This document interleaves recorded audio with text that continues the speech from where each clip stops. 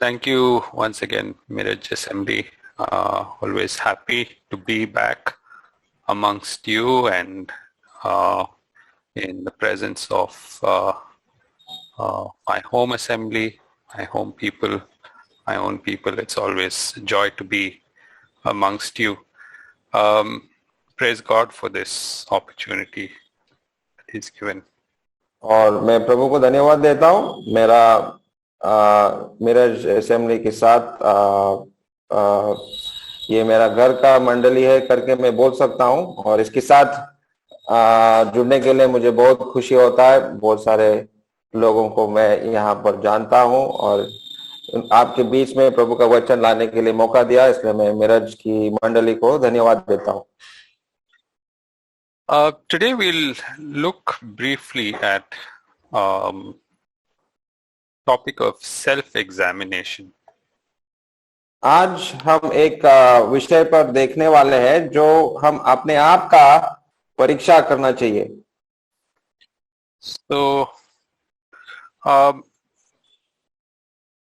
there's a Puritan writer named John Flavel, and he's written a really good book on this, and I would recommend if anyone gets a chance to read this book on self-examination. I forget the name of the book right now, but in this book he says that the heart of man is his worst part before it is regenerated.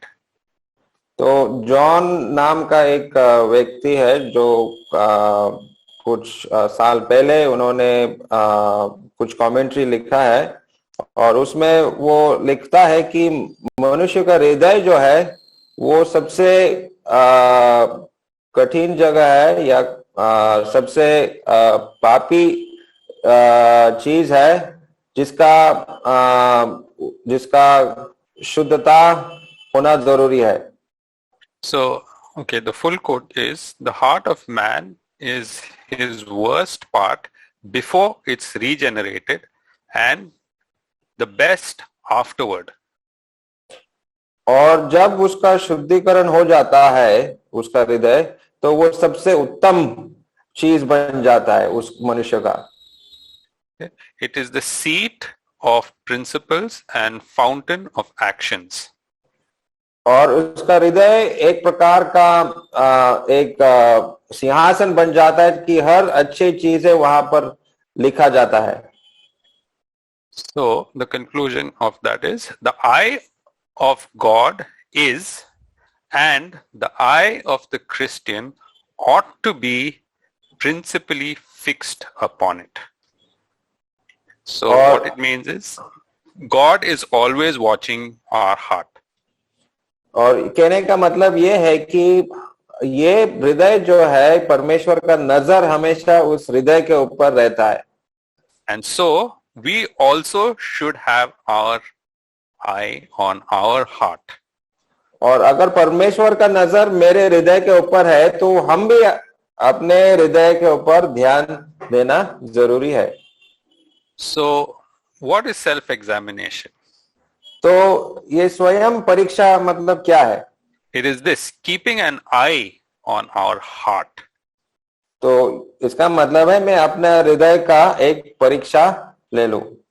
Or like you said, keep looking at my own heart. और मैं अपना हृदय को मैं ताक के देखना चाहिए।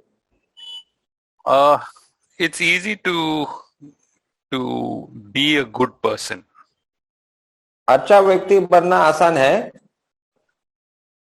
To be inwardly clean is difficult. लेकिन अंदर से अंतःकरण से शुद्ध होना बहुत कठिन है। Because doing good without your heart being clean is hypocrisy. क्योंकि अगर हम बाहर से अच्छे दिखा रहे हैं लेकिन अंदर से बहुत ही खराब है तो एक प्रकार का हम लोग ढोंगी बन जाते हैं। And the reason our Lord's teachings are different from anybody else's teaching is he primarily focused on the heart. और प्रभु यीशु मसीह का शिक्षा क्यों अनोखा है? क्योंकि उसका शिक्षा जो है वो हमारा हृदय के ऊपर, हमारा अंतःकरण के बारे में वो ज्यादा बातें करते हैं. He called the Pharisees whitewashed tombs. और उन्होंने जो फरीसी लोग हैं उनको ऐसा बोला गया था कि चूना से पेंट किया हुआ पत्थर. What is inside a tomb? अभी ये कब्र के अंदर क्या होता है? Dead bones. वो मरे हुए हड्डियां आपको मिलेगा. And you are painting the outside, but the inside is dead. और वो कब्र को अगर चूना से हम लोग पेंट करेंगे तो उसका क्या लाभ है? अंदर तो मरे हुए हड्डी आपको मिलेगा, बाहर सिर्फ चूना सफेद रंग आपको दिखाई दे रहा है. And he said, when you wash the cup, or wash a vessel, you're only washing the outside, but the inside is dirty. और प्रभु यीशु मसीह ने ये भी उदाहरण दिया, तो प्याला जो है आप सिर्फ बाहर से साफ नहीं करते, उसका अंदर से भी आपको साफ करना पड़ता है. Yeah, so you have to clean the inside as well, and then you'll be able to use the cup. और जब आप अंदर से साफ करेंगे उस प्याले को, तब आप इसका इस्तेमाल कर सकते हैं. So the same way, so because of this, self-examination helps us to examine ourselves, our heart, to see if our inside, if our thoughts, our heart is in line with God.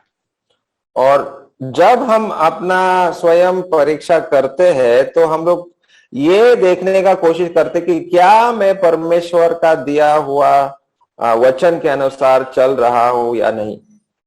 We can examine ourselves. हम अपना स्वयं हम लोग परीक्षा ले सकते हैं. But it is God who cleanses us. लेकिन परमेश्वर हमको शुद्ध करता है. We cannot be good ourselves. We cannot clean our own heart. It is the Holy Spirit. It is the Lord who will cleanse us. जब हमको पता चलता है कि मेरा अंदर से, मेरा अंतःकरण जो है पाप से भरा हुआ है, तो वो हम अपने आप शुद्ध नहीं कर सकते. परमेश्वर, पवित्र आत्मा हमको अंदर से शुद्ध करता है. But it is important for us to examine and know what is wrong with us. और इस प्रकार से जब हम अपना स्वयं परीक्षा करता है तो मेरे साथ कहाँ पे भूल हो रहा है, कहाँ पर गलती हो रहा है, ये हमको पता चलता है. It is then we can go to the Lord for cleansing.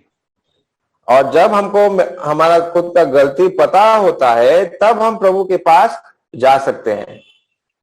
Now there are two types of self-examination and both are important in order to grow as a Christian. अभी दो प्रकार के स्वयं परीक्षा आप कर सकते हैं और उस प्रकार से एक विश्वासी होने के नाते आप बढ़ सकते हैं. The first type is the examination of salvation.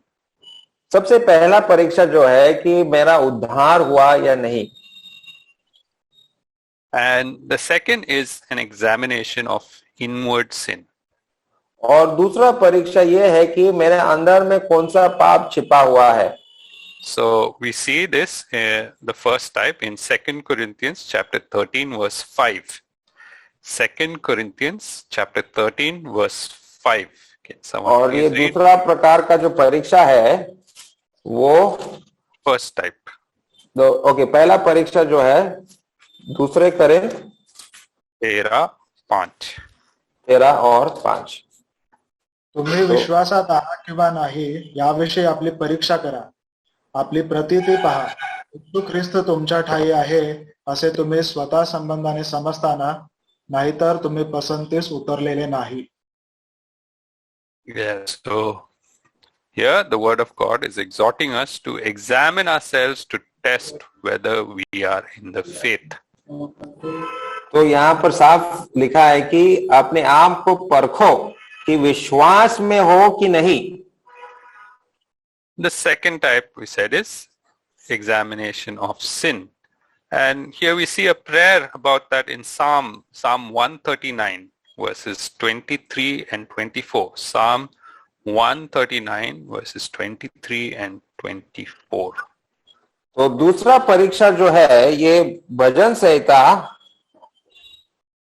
139 139 और 23 और 24 में, हे ईश्वर मुझे जांच कर जान ले, मुझे परख कर मेरी चिंताओं को जान ले और देख कि मुझ में कोई बुरी चाल है कि नहीं, और अनंत के मार्ग में मेरी अगुवाई कर।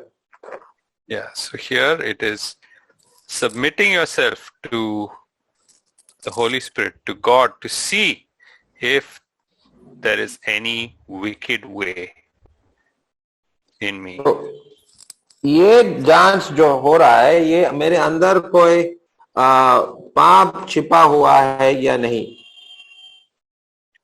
So both exercises are important. अभी ये दोनों परीक्षाएं, दोनों जांच करना बहुत ही जरूरी है। The first one is important. You should do it at least once in your lifetime. और ये पहला वाला जो है जो आपके जीवन में एक बार तो होना चाहिए। Because you need to know if you are saved. क्योंकि आपका उद्धार हुआ या नहीं ये जानना बहुत ही जरूरी है। If you pass this test, you need not do it again, because the Holy Spirit will confirm to us, and we will know by the inner witness of the Holy Spirit that we are saved. We will be assured of salvation. और ये पहला जो परीक्षा मतलब आपका उद्धार हुआ या नहीं जब आप करेंगे तो पवित्र आत्मा आपको बता सकता है कि आपका उद्धार हुआ या नहीं। And you need never question this again. और दोबारा इसका जवाब आपको ढूंढना नहीं पड़ेगा। So let's look a little bit today at the first type of examination. तो आज ये पहला परीक्षा के बारे में कुछ बातों को हम लोग देखने वाले हैं। So, like we said, it is important that we should know that we are saved, but sometimes some people discourage this practice. अभी हम जानते हैं कि ये बहुत ही जरूरी है कि मेरा उद्धार हुआ या नहीं इसका जांच करना बहुत जरूरी है, लेकिन कोई लोग इसका विरोध करते हैं। Because if it's not done in the right way, if it's not done biblically, you can get confused and you can be led astray. और विरोध करने का कारण ये है कि अगर आप सही रीति से इसको नहीं जांचेंगे तो आप गलत रास्ते पे चले जा सकते हैं। And many people have different opinions about this. But let's not go into all of those things, but let's see biblically at least once, can we see how we can examine ourselves to see whether we are saved or not. अभी वो गलत रास्ते क्या है उसके ऊपर हम लोग ध्यान नहीं करेंगे, लेकिन पवित्र शास्त्र क्या कहता है कि कैसे हम अपने आप को जांचना है वो थोड़े बातों को आज हम देखने वाले हैं। So many of you all would have heard of Matthew Henry. अभी मैथ्यू हेनरी नाम का कमेंटेटर के बारे में आपने सुना होगा। He has written a really good commentary. और उन्होंने बहुत सारे बाइबल कमेंट्री उन्होंने लिखे हैं। He during his ministry, or before he came into the ministry, he went through this exercise himself and he wrote a paper on it. और वो प्रभु के सेवा में आने से पहले उन्होंने ये परीक्षा उन्होंने अपने आप का लिया और उसके ऊपर उन्होंने कुछ पेपर उन्होंने लिखे। And it's a very, very useful paper to read. And some of these thoughts today that I'm drawing from that paper. और वो जो पेपर उन्होंने लिखा, जो बातें उस कागज में उन्होंने लिखे, उन्हीं बातों को कुछ बातें जो है उस पेपर में जो लिखे आज मैं आपके सामने रखने वाला हूं. So when we are examining ourselves to see if we are saved, the first thing we need to do is we need to ask this question: have I ever been convicted of my sinful nature? तो जब हम अपने आप का परीक्षा लेते हैं तो सबसे पहला बात हम पूछना चाहिए, क्या मैं अपने पापों का पाप जो मेरे जीवन में है, क्या मुझे उसका अंदाज हुआ या नहीं. Yes, so what does it mean to be convicted of my sinful nature? और मेरा पाप मेरे अंदर है, ये जानना क्या होता है. First, know what it is not. तो सबसे पहले ये हम लोगों को जानना है कि ये क्या नहीं है.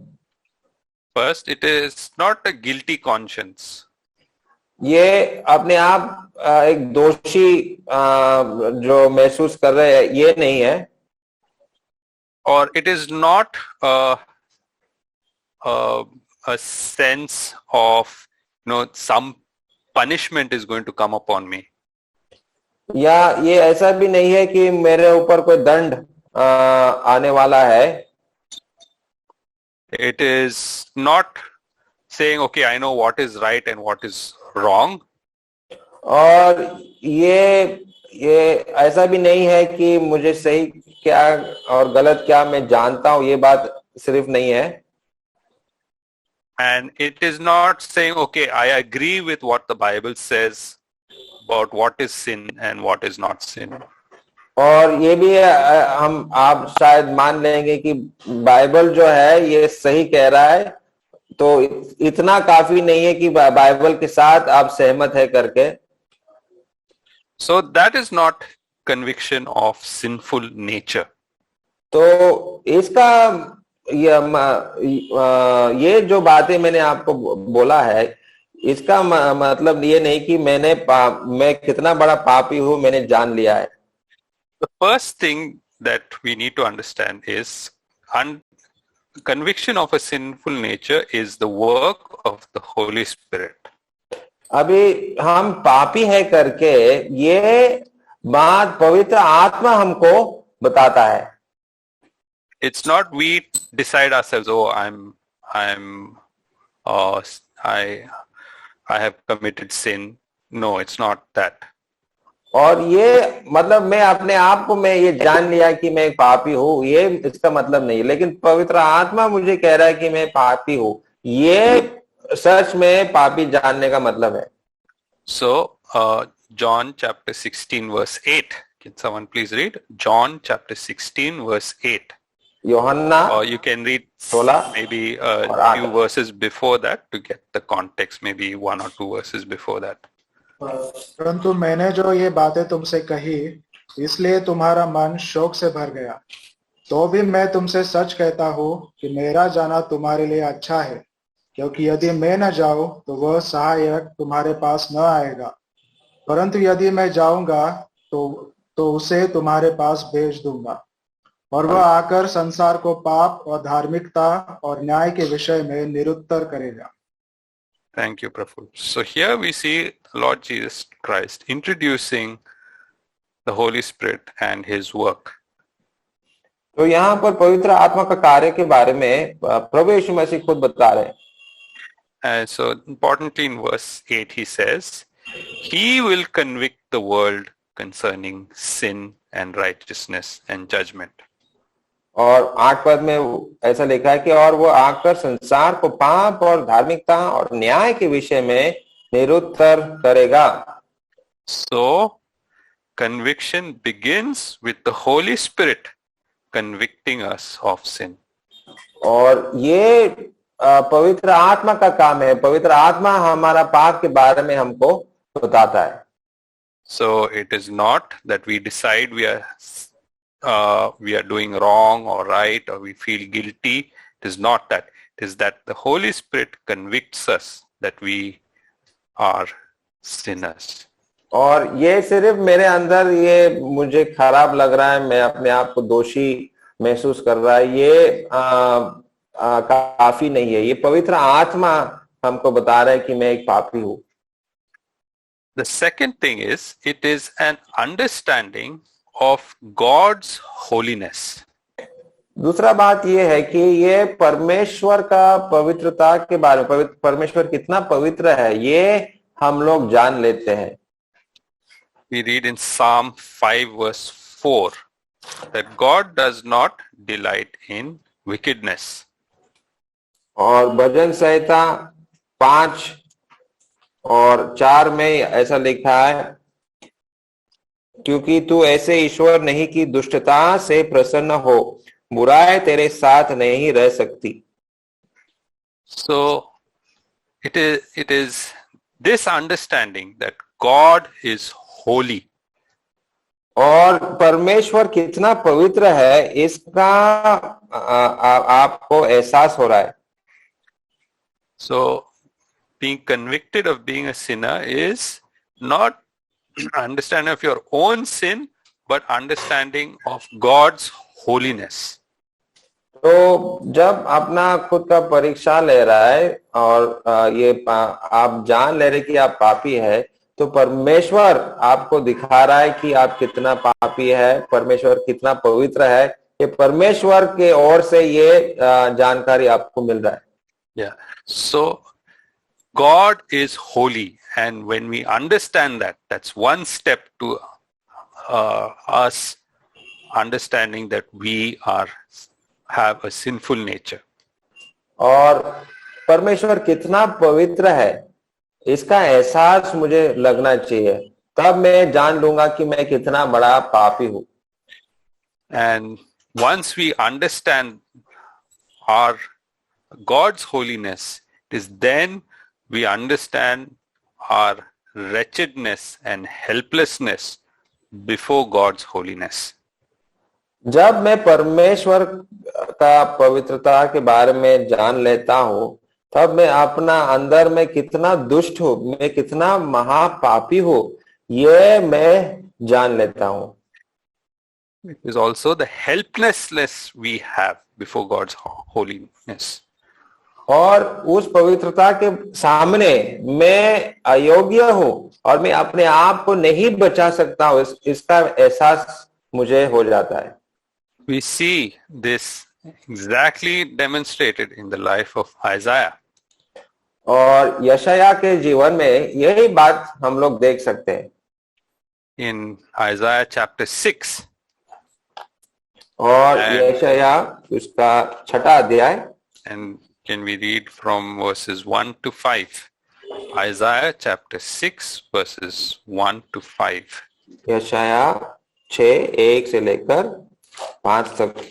जिस वर्ष उज्जिया राजा मरा, मैंने प्रभु को बहुत ही ऊंचे सिंहासन पर विराजमान देखा और उसके वस्त्र के घेर से मंदिर भर गया. उससे ऊंचे पर साराप दिखाई दिए. उनके 6 पंख थे. 2 पंखों से वे अपने मुंह को ढांपे थे और 2 से अपने पांवों को, और 2 से उड़ रहे थे. और वे एक दूसरे से पुकार पुकार कर कह रहे थे, सेनाओं का यहोवा पवित्र पवित्र पवित्र है, सारी पृथ्वी उसके तेज से भरपूर है. और पुकारने वाले के शब्द से देवडिया की नेवें डोल उठी और भवन धुएं से भर गया. तब मैंने कहा, हाय हाय, मैं नाश हुआ, क्योंकि मैं अशुद्ध होठ वाला मनुष्य हूँ और अशुद्ध होठ वाले मनुष्य के बीच में रहता हूँ, क्योंकि मैंने सेनाओं के यहोवा महाराजाधिराज को अपनी आंखों से देखा है. That is conviction of sin, knowing that woe is me, I am lost. तो ये यशाया के जीवन में जब उसने परमेश्वर को उसके महिमा में जब उसने देखा, उसके सिंहासन में के सामने जब वो खड़ा हुआ, तब उसने कहा, हाय हाय, मैं नाश हुआ. तो ये मतलब ये अंदाज हो रहा है, इसको महसूस हो रहा है कि परमेश्वर कितना पवित्र है। Before the holiness of God, we are wretched, we are unclean, we are lost, and woe is me. और जैसा यशायाह वहां उस 5 पद में कहता है कि क्योंकि मैं अशुद्ध होठ वाला मनुष्य हूं और अशुद्ध होठ वाले मनुष्यों के बीच में रहता हूं, क्योंकि मैंने सेनाओं का यहोवा महाराजाधिराज को अपनी आंखों से देखा है। He understood he could do nothing in front of the holiness of God. और इस महान परमेश्वर के सामने वो कुछ भी नहीं कर पाया। Says, I am a man of unclean lips. He understands there's nothing in him that is righteous, and everything, all the people around him are unclean. और वो इसका अंदाज हो रहा है, एहसास हो रहा है कि वो खुद एक पापी है। ऐसा कहते हैं कि अशुद्ध होठ वाले मनुष्य हूं और अशुद्ध होठ वाले मनुष्यों के बीच में रहता हूं। There is no one around him who lives up to that standard. और चारों ओर कोई भी मनुष्य नहीं है जो परमेश्वर का दर्जा जो है वहां तक नहीं पहुंच सकता है। There's nothing, nobody he can turn to go for help. और वो किसी के पास भी नहीं जा सकता क्योंकि सारे पापी है। Therefore he is lost. There's no one who can help him before a holy God. What is he to do? और अगर चारों ओर इस प्रकार के सब पापी है तो कौन हमारा सहायता कर सकता है? And this is conviction of sin. और इसका मतलब है कि मैं अपने आप को अपराधी दोषी कर सकता हूं। मतलब परमेश्वर मुझे बता रहा है कि मैं कितना पापी हूं। Dear brothers and sisters, have you had this experience? तो मेरे प्रिय भाइयों और बहनों, क्या आपको इस प्रकार का एहसास हुआ कि आप कितना महापापी है? Have you seen the holiness of God? क्या आपने परमेश्वर का जो महान पवित्रता को देखा है? Have you seen that there is no one else who comes close to the holiness of God? और क्या आपको एहसास हुआ कि कोई मनुष्य परमेश्वर के सामने, उसका पवित्रता के सामने खड़ा हो सकता है? Have you understood there's no one who can help you before the holiness of God? और उस पवित्र परमेश्वर के सामने कोई आपका मदद नहीं कर सकता। You understand? Have you ever understood your helplessness before a holy God? और इस पवित्र परमेश्वर के सामने आप कुछ नहीं कर सकते, आप अपने आप को नहीं बचा सकते। If you have, then you have been convicted of sinful nature. और अगर आपको इस प्रकार से परमेश्वर का पवित्रता के बारे में जान लिया तो इसका मतलब परमेश्वर का आत्मा ने आपसे बात किया है। If you have been convicted of sin, have you ever repented of your sin? और अगर इस प्रकार से आपका पाप का बारे में आपने जान लिया है, आप कितना एक बड़ा अपराधी है, तो उससे क्या आपने पश्चाताप किया? What does repentance mean? अभी पश्चाताप करना मतलब क्या है? So the word actually means to change your mind. तो पश्चाताप का मतलब अपना मन का निर्णय को बदलना। So in the early church preaching, repentance was very strongly talked about in the gospel message. और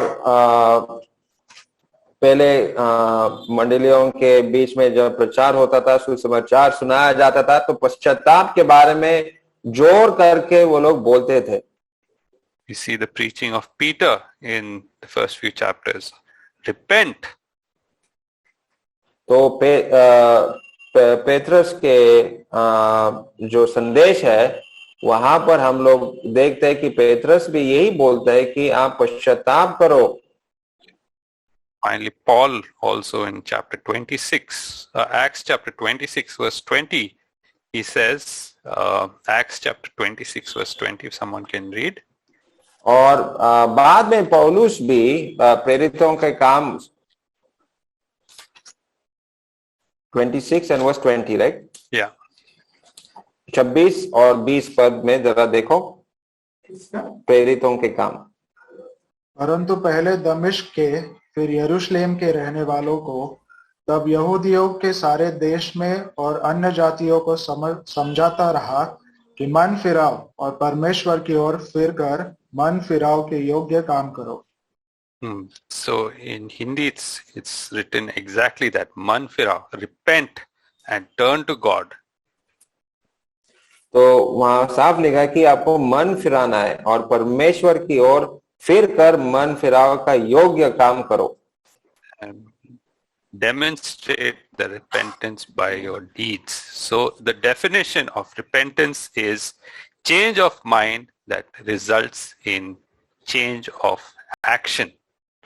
तो मन फिराव का मतलब इसी पद में आपको देखने को मिलता है कि मन फिराव वो परमेश्वर की तरफ है और मन फिराव के योग्य काम आपके जीवन से होता रहेगा. So if you have repented of sin, you have changed your mind and changed your actions because of that change of mind. तो जब सच में आपने पश्चाताप किया, मन फिराव किया, तो आपके कार्य में वो दिखाई पड़ेगा. Person who is truly repented will demonstrate this change by a change of lifestyle. और जब सच में पश्चाताप हुआ, मन फिराव हो गया, तो वो उसका चाल चलन में भी हमको दिखाई पड़ता है. Thirdly, have we confessed and resigned ourselves to the Lord Jesus Christ? और क्या हमने इस प्रकार से हमारे पुराने स्वभाव को छोड़कर ये नया जो परमेश्वर का दिया हुआ मन है उसके पीछे उसके अनुसार क्या मैं चल रहा हूं? No, have we confessed? And so the question is, the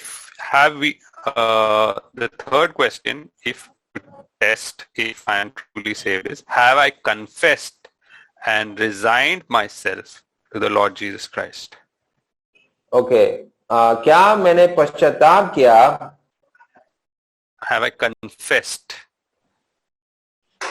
Confession, that is.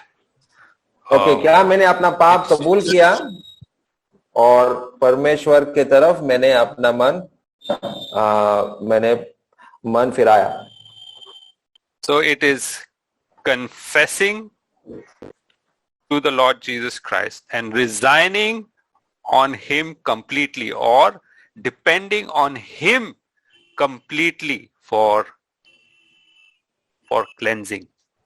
और इस प्रकार से मैं संपूर्ण रूप से परमेश्वर पर ही उसी के ऊपर ही भरोसा रखता हूं कि वो ही मुझे अंदर से शुद्ध कर सकता है. So the sequence is knowing that we are a sinner, repenting, confessing, and resigning or throwing ourselves on the Lord Jesus Christ, that I cannot save myself. तो सबसे पहले can you just break it up in short? So, okay, have I thrown myself on the Lord Jesus Christ? क्या मैं संपूर्ण रूप से परमेश्वर को अपना जीवन सौंप दिया है? Have I depended completely on Him and Him alone, that only He can save me from my wretched state? और क्या मैं संपूर्ण रूप से उसी के ऊपर ही भरोसा रखता हूं कि वही मुझे बचा सकता है? I cannot change. मैं अपने आप को बदल नहीं सकता हूं। I have to go to the Lord Jesus Christ. मुझे परमेश्वर के पास जाना पड़ेगा। Nobody else can help me. Only the Lord Jesus Christ can help me. कोई मनुष्य मेरा सहायता नहीं कर सकता, केवल परमेश्वर मेरी मदद कर सकती है। He and only He is the way to salvation. और केवल वही मेरा उद्धार कर सकता है। He is the one who died, was buried and rose again. और प्रभु यीशु मसीह मेरे लिए मरा, वो गाड़ा गया और तीसरा दिन जी उठा। Do I confess that? और क्या मैं उस बात को कबूल करता हूं? And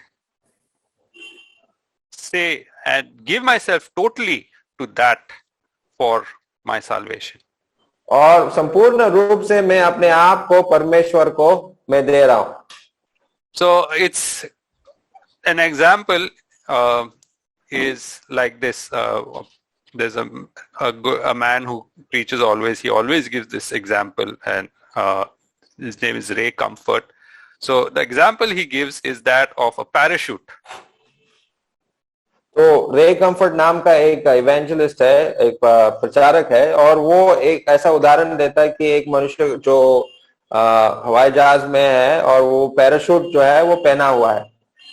So if you are falling, और अगर उस हवाई जहाज से आप अगर गिरेगा, do you trust that parachute? गिरते समय वो पैराशूट जो आपने पहना है उसके ऊपर क्या आप भरोसा रखते हो? Or do you want to try and maybe have something else other than you have the parachute and you want something else? या फिर वो जो पैराशूट आपने जो पहना है, आप सोचेंगे ये पैराशूट काफी नहीं मेरे लिए, मुझे किसी और चीज का जरूरत है। But if you're falling and you have that parachute, you know the only thing that can save you is the parachute. लेकिन जब आप वो इतना हाइट से आप जब गिर रहे हैं, आपको ये पता होता है कि ये पैराशूट ही मुझे बचा सकता है। There's nothing else that can hold you up. और कुछ नहीं है जो आपको बचा सकता। Is only by wearing that parachute and say and accepting, yes, this parachute can only help me to land safely. और वो जो पैराशूट आपने पहना है वही मुझे बचा सकता है, और मैं इस पर ही मैं भरोसा रखता हूं। You cannot flap your hands and hope to fly. वहां पर गिरते समय अपने हाथों को पंखे की तरह, पक्षी की तरह ऐसा हिला के आप अपने आप को नहीं बचा सकता। You have to open your parachute and you have to depend on that parachute completely. और जो पैराशूट आपने पहना है उसको आपको खोलना पड़ेगा, तभी वो आपको बचा सकता है। Same way, we need to trust completely in the Lord Jesus Christ. उसी प्रकार संपूर्ण रूप से प्रभु यीशु मसीह पर हमको भरोसा रखना पड़ेगा। And we confess to him. First we confess that he is Lord. We confess what he has done for us and we confess our sins to him. और इस प्रकार से मैं अपने पापों को प्रभु यीशु मसीह को कबूल करता हूं और उस पर भरोसा रखता हूं, विश्वास करता हूं कि वही मुझे बचा सकता है। We also confess what he has done for us. और हम ये बात को भी कबूल करते कि उन्होंने मेरे लिए क्या किया। We confess that he died, was buried and rose again. और ये हम कबूल करते कि प्रभु यीशु मसीह मेरे पापों के लिए क्रूस पर मरा, वो गाड़ा गया और तीसरा दिन जीवित उठा। It is not just a verbal confession. वो सिर्फ आपने मुंह में बोलना काफी नहीं है। It has to come from inside. वो आपका अंतःकरण, आपका हृदय से ये आपको विश्वास करना पड़ेगा। And we have this promise, if we confess our sins, he is faithful and just and will forgive us our sins and purify us from all unrighteousness. और 1 John 1:9. वो पहला यूहन्ना उसका 1 अध्याय और 9 पद में जैसा लिखा गया है, पहले यूहन्ना, मैं उसको पढ़ रहा हूँ। पहला यूहन्ना 1 अध्याय और 9 पद, यदि हम अपने पापों को मान ले तो वह हमारे पापों को क्षमा करने और हमें सब अधर्म से शुद्ध करने में विश्वास योग्य और धर्मी है।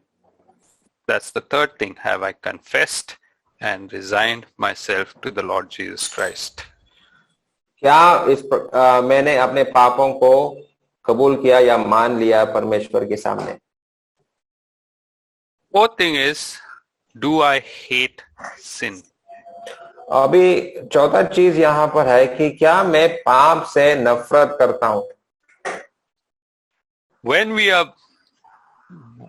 we put our trust in the Lord Jesus Christ, when we are born again, we begin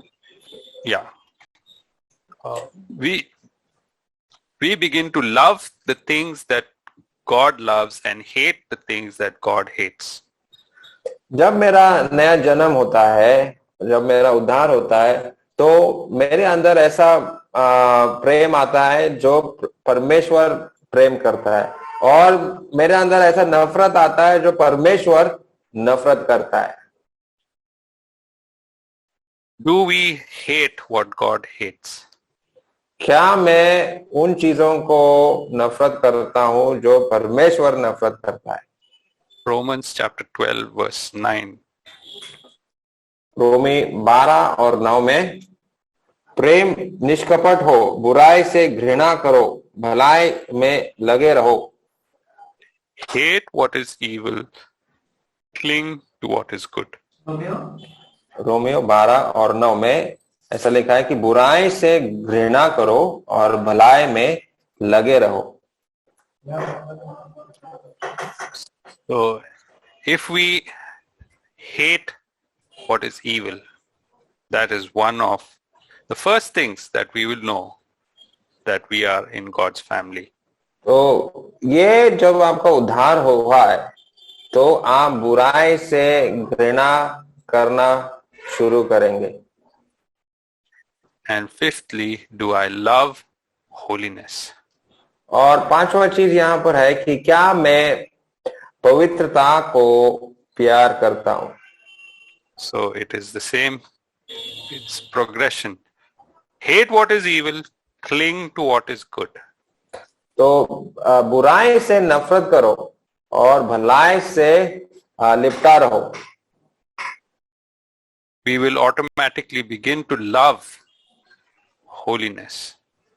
और तब आप प्रेम मतलब पवित्रता से प्रेम करना शुरू करेंगे।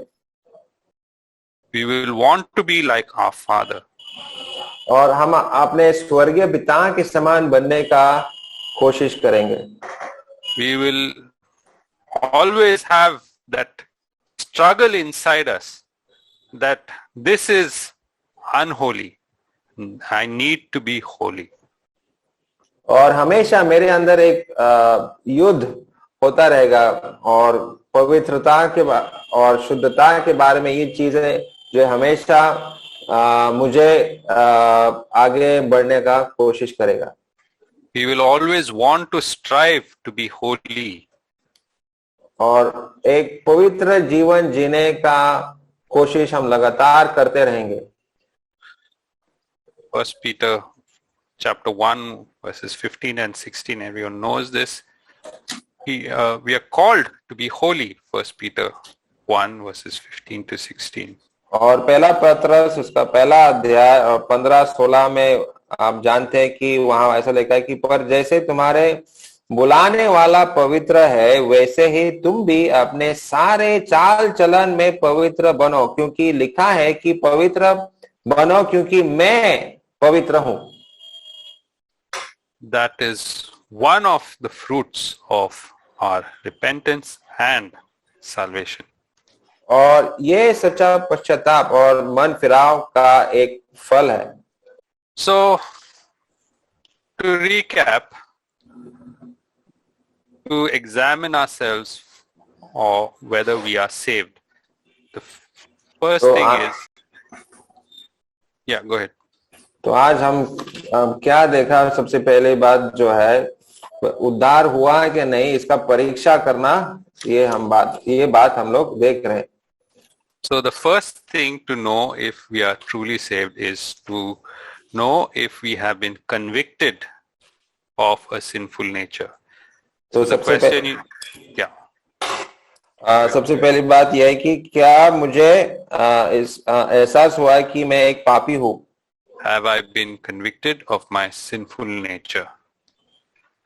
और मेरा पापी स्वभाव के बारे में क्या मुझे एहसास हुआ है? The second question is, have I ever repented of it? और क्या उस पापी जीवन से मैंने पश्चाताप किया, मन फिराया या नहीं? The third is, have I confessed and resigned myself to the Lord Jesus Christ?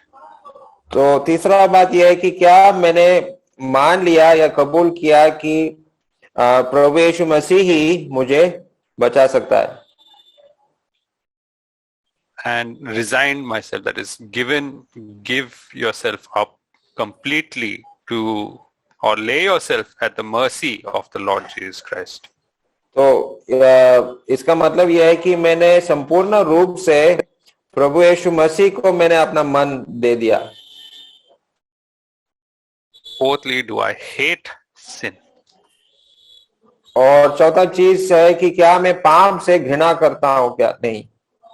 And fifthly and lastly, do I love holiness? और पांचवा चीज जो है, क्या मैं पवित्र जीवन जीना पसंद करता हूं या नहीं? So these are 5 questions और you should ask yourselves. ये 5 सवाल आप अपने आप को पूछ सकते हैं कि क्या सच में आपका उद्धार हुआ या नहीं? If you have, you come with the right answers and the Lord helps you to find the right answers, then praise the Lord, you are in the Lord.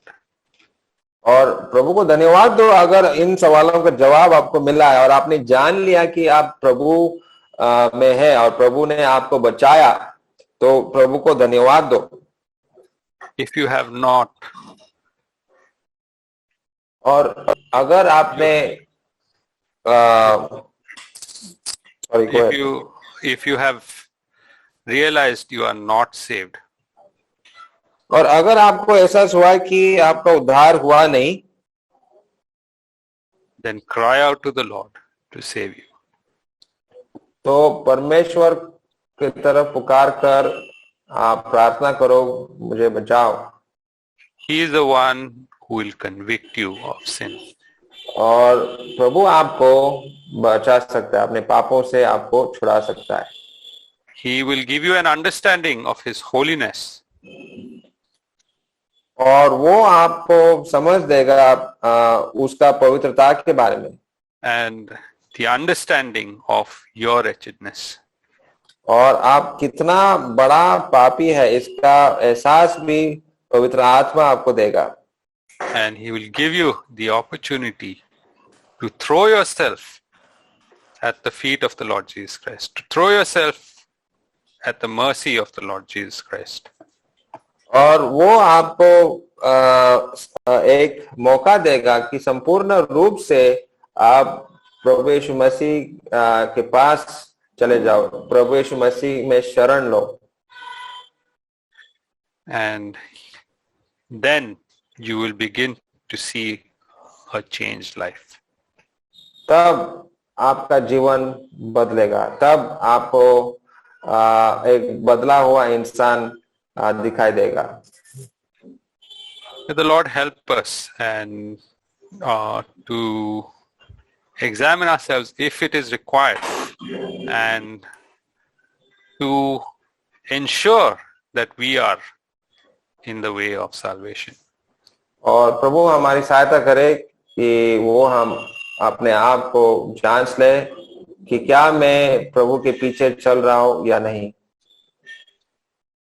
And God willing, the next time we can see the second type of self-examination. और अगर प्रभु का इच्छा है तो दूसरा परीक्षा के बारे में हम लोग